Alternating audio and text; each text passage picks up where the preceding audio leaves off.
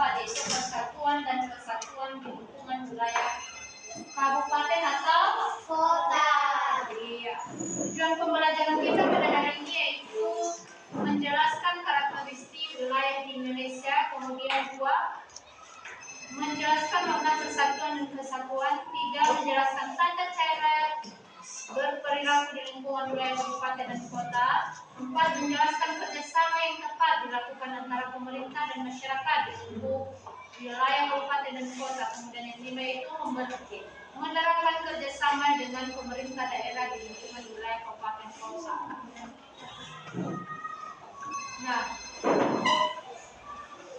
sejauh dari yang kalian baca tadi, apa yang sudah kalian pahami tentang bab 4 ini?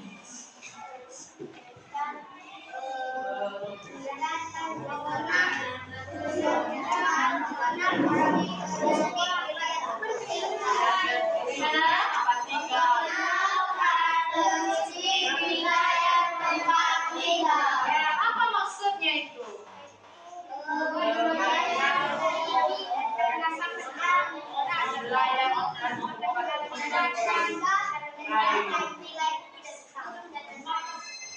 Iya, masing-masing kita memiliki karakteristik wilayah tempat tinggal kita. Misalnya,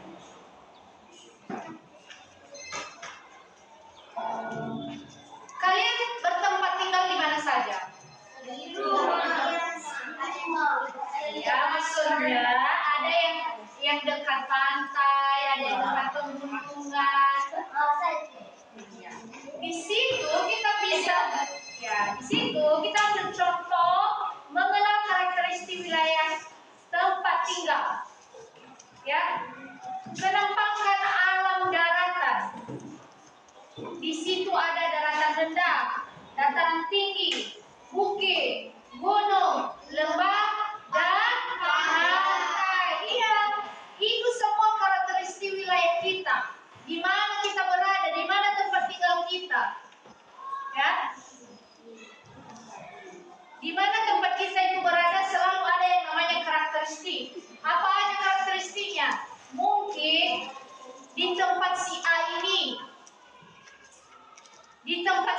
karakteristik yang ada di tempatnya itu ada pegunungan, ada yang namanya pemandangan laut, apalagi ada bukit. Iya, masing-masing tempat kita ini ada yang namanya karakteristik. Ada hutan. Di mana karakternya? Itu ruang lingkup tentang penampakan alam daratan. Nah,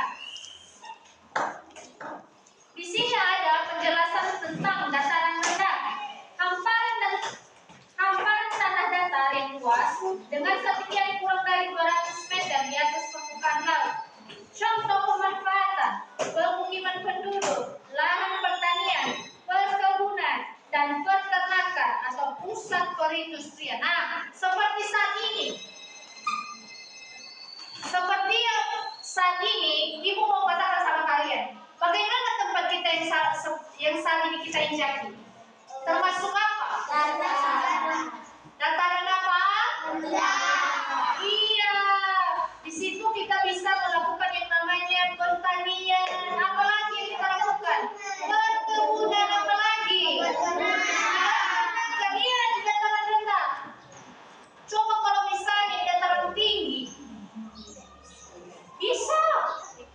Di dataran tinggi juga bisa bertani. Bisa.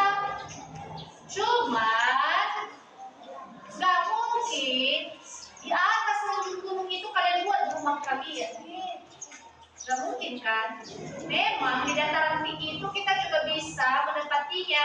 Kita juga bisa berkebun di. Mari masuk pada dataran tinggi. Hamparan tanah datar yang luas dengan ketinggian lebih dari 200 meter di atas permukaan laut. Contoh pemanfaatan: lahan pertanian, perkebunan, dan peternakan atau tempat wisata. Nah, seperti yang Ibu katakan tadi, jangan kira nanti karena udah tinggi, tapi ada ukurannya 200 meter di atas permukaan laut. Lebih daripada 200 meter, nggak bisa bertani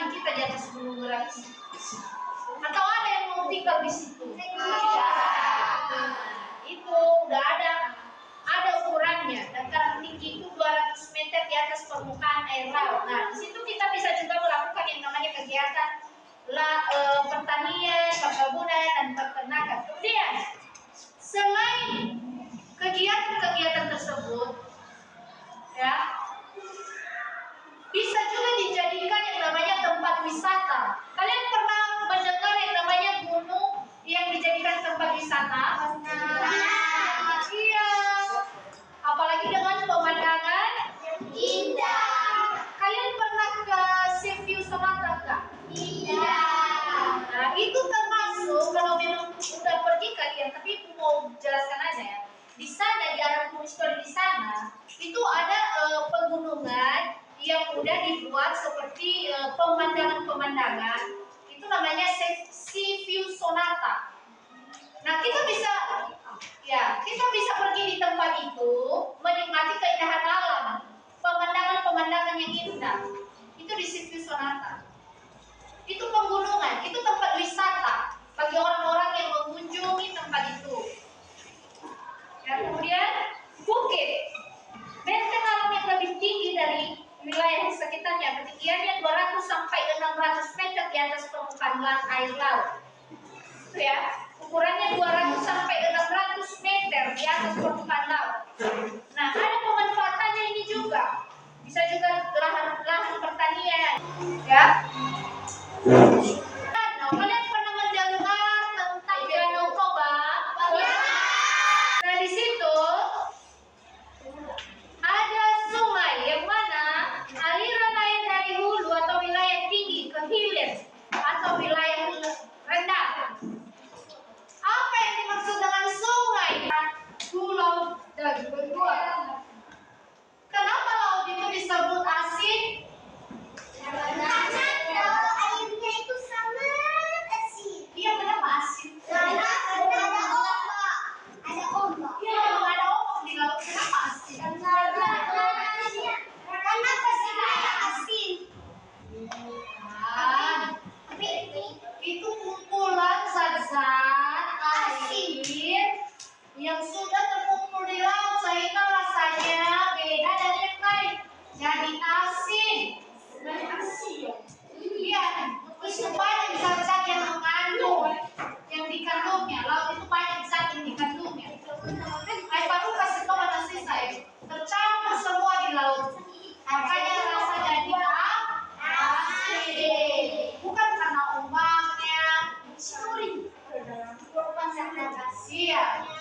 Karena memang semua tercampur di dalam lautan itu. Sehingga zat atau rasanya itu tinggi dan asin. Kemudian rawa, daratan yang selalu digenangi air dan terletak di dekat pantai atau sungai. Rawa banyak ditumbuhi bakau. Kalian pernah pergi ke hutan mangrove? Kemudian, ya, selain di hutan mangrove, perhatikan. Selain di hutan mangrove, ada lagi tempat-tempat yang ada rawa. Kalian pernah pergi ke pantai Hoya? Nah, di samping-samping itu ada yang namanya rawa, genangan air yang tidak mengalir, tidak juga gimana ya, tidak tenang aja dia di situ. Hampir sama mereka dalam, tapi kalau danau itu lebih luas dia. Sama seperti lautan, tapi tidak asin. Ada lagi di Muara Indah. Nah, itu rawa. Itu rawa. Kalau ada yang pernah ke Muara Indah di sana, itu yang dimaksud dengan rawa. Ya, pergilah sesekali. Kapan-kapan kalau kalian mau piknik, kalau mau kalian piknik, silakanlah tengok di Muara Indah sana. Di sana ada yang namanya rawa. Kapan-kapan, jangan sekarang pikir ya, karena udah ibu bilang nanti kalian paksa orang tua kalian harus pergikan hari ini ke rawa-rawa. Iya, saking penasarannya kalian kan. Jangan ya, kapan-kapan kalau ada waktu kalian pergilah kalian di situ. Di situ bisa. Nah di situ ada lingkup wilayah kabupaten atau kota.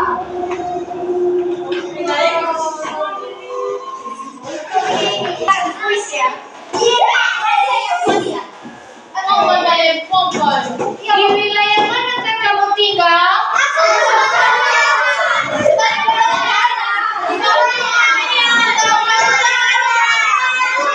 Dari sini, dari mana? Iya, kalau dari sini? Di mana kabupaten? Kabupaten apa? Kabupaten Nias. Ya harus ada namanya dong. Gak mungkin kabupaten Nias, Sumatera Utara. Dia sudah tahu.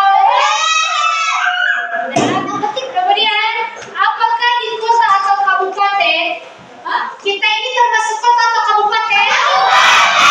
Di tempat ini apa mata pencarian kita di kabupaten ini? Pertanian.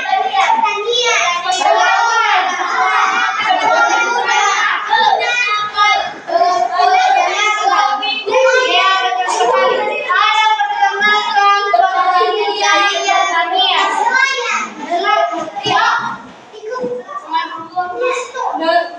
Kita kan di kabupaten.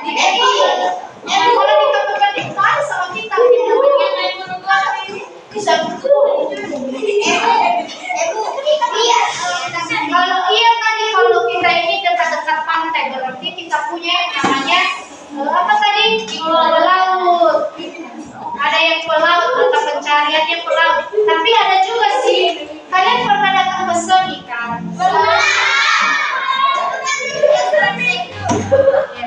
Di situ ada laut juga karena ya sih bisa juga dikatakan kabupaten kita ini ada yang namanya pelaut. Iya pelaut. Karena Soli kan termasuk kabupaten. Oke, kita masuk di penugasan ya. Ada di halaman 130. 130. Tanya, di halaman 130 ada tugas. Kalian kerjakan, nggak usah ditulis soalnya. Kita melihat capek kalian. Kerjakan ya. Nah, kita masuk apa lagi kira-kira? Kita masuk IPA. Apa perbedaan laut? Laut sama pantai, tempat refreshing. Sebutan untuk laut itu. Kalau laut melingkupi semua. Tapi yang namanya pantai itu tempat refreshing. Misalnya, ya, itu bagus pertanyaannya ya. Pantai Moya, pantai Kodo, ada pertanyaannya. Kalau laut